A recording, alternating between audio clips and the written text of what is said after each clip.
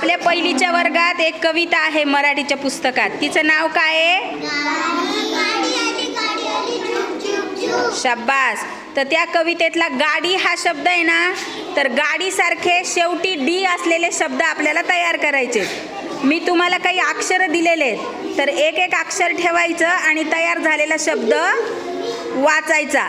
पहिले गा ठेव तिथं. गा कोणता शब्द तयार झाला?